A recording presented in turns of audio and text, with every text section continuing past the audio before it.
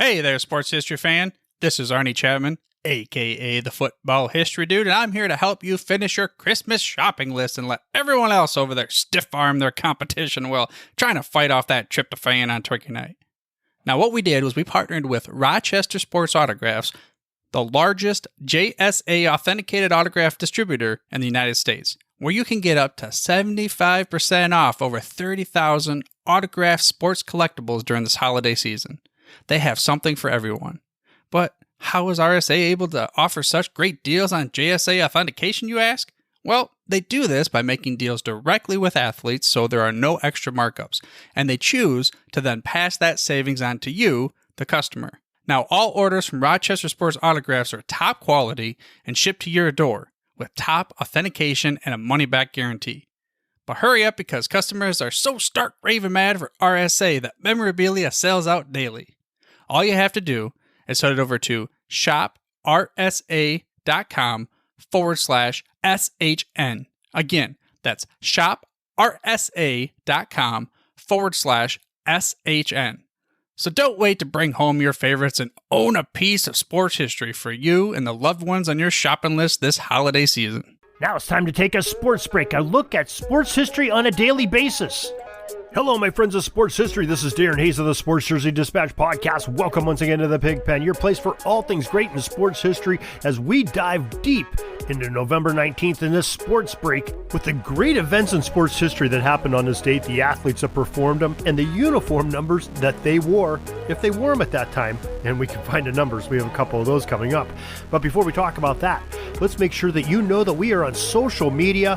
We are really active on Twitter. Our handle on Twitter is at Pigskin Dispatch. We'd love to have your follow on there, and you can see what's going on, what we're tweeting about each day, and sort of a pattern of events that's happened a lot of on this day, some of the greatest games, celebrating some sports heroes from yesteryear. Love to have you follow us at Pigskin Dispatch on Twitter. Now, those uniform numbers that we're talking about for November 19th are 39, 16, 45, 8, 46, 17, 20, and 24, 8, 15, and 23. November 19th, 1932, and Joe Kershaw, a player from the University of Mount Union, ended up scoring 71 points in a college football game. Back then, Mount Union was called the West Liberties Teachers Union, and they ran wild on the gridiron against Cedarville College of Ohio. The final score, with the 11 touchdowns scored, was 137-0. Now, they were a big shutout, big offensive scoring, but that winning team had 20 touchdowns with Kershaw, 11 of them, which he carried them over the goal line. He was a halfback, and he also kicked 5 extra points to make that round number of 71 for such a spectacular day for one individual. Not so good for Cedarville College, but very good for the Teachers College with Joe Kershaw on their team. Now, we did not get a number of Joe Kershaw back in then. We're not even sure he wore a number, but needless to say, we got to mention that because that's spectacular. November 19th, 1951, Roy Campanella, number 39 of the Brooklyn Dodgers, was named the National League Most Valuable Player on his 30th birthday. So quite a birthday present there for Mr. Campanella. November 19th, 1961, the Houston Oilers quarterback, number 16, George Blanda, passed for 7 touchdowns on a 49-13 rout of the New York Titans at Jefferson Stadium in Houston.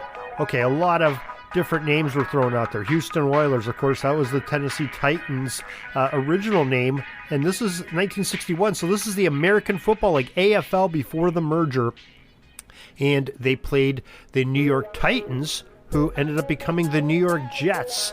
And Jefferson Stadium, of course, that was the stadium they played at before the Astrodome and some of the more modern fields that they're playing on now in Houston. So great history there. And George Blanda, a former Chicago Bear that was sort of relegated to kicking, didn't like that so much, wanted to play quarterback, but Mr. Hallis over there did not want him playing quarterback. He had a pretty good quarterback there himself.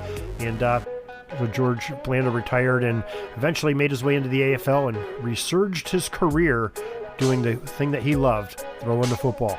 November 19th, 1968, the New York Yankees pitcher Stan Boston, number 45, won the American League Rookie of the Year honors for the season. And November 19th, 1975, Cincinnati Reds second baseman, number 8, Joe Morgan, great player, was named the National League Most Valuable Player for the season. November 19th, 1978, the Miracle at the Meadowlands. Philadelphia Eagles player Herman Edwards, number 46, picked up a very timely for the Eagles and unfortunate fumble for the Giants to pick it up and take it for a touchdown with 31 seconds left to give Philadelphia an unwarranted and unexpected 19-17 victory over the rival New York Giants. Why didn't they just take a knee? That's the question that everybody in New York was asking that day. November 19th, 1983, Yari Curry, the Edmonton Oilers forward number 17, became the first and the only Finnish player to score 5 goals in an NHL game. Quite an accomplishment and quite a player in Yari Curry. November 19th, 1984, New York Mets number 16, Dwight Gooden, at the age of 20 years old, became the youngest to be named the National League Rookie of the Year. Fine season he had there with pitching the ball. November 19th, 1986, Philadelphia Phillies third baseman number 20, Mike Schmidt, won the National League Most Valuable Player. November 19th, 1990, Pittsburgh Pirates outfielder number 24, Barry Bonds, yes, he once was a Pirate, won the National League Most Valuable Player. November 19th, 1991, Baltimore Orioles shortstop number 8, Cal Ripken, the Iron Man, won his second American League Most Valuable Player that year.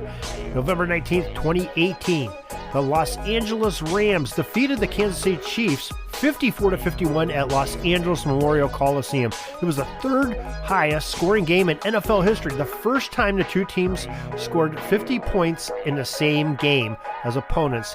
Number 15, Patrick Mahomes had 6 touchdown passes for KC, the most in Monday Night Football history. And don't forget, this was Patrick Mahomes' second season. He was still learning the game.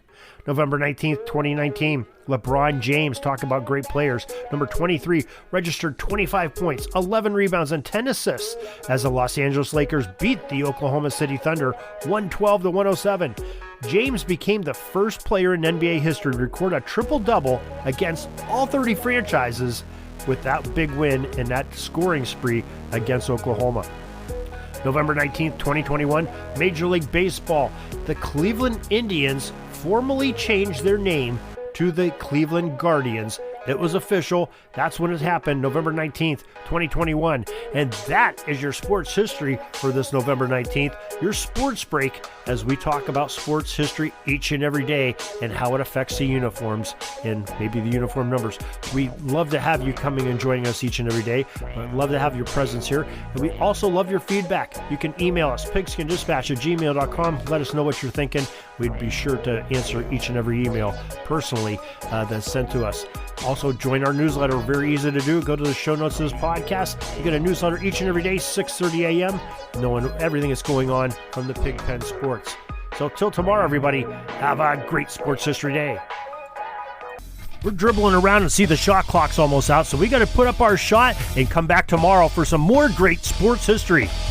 We invite you to check out our websites, jerseydispatch.com and pigskindispatch.com. Not only see the daily sports history, but to experience the preservation of great events and people that play the games. Find us on Pigskin Dispatch.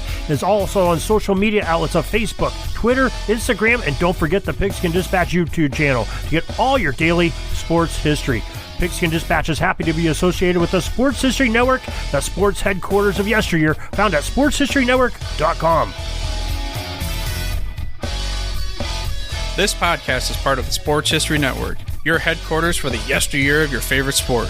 You can learn more at sportshistorynetwork.com.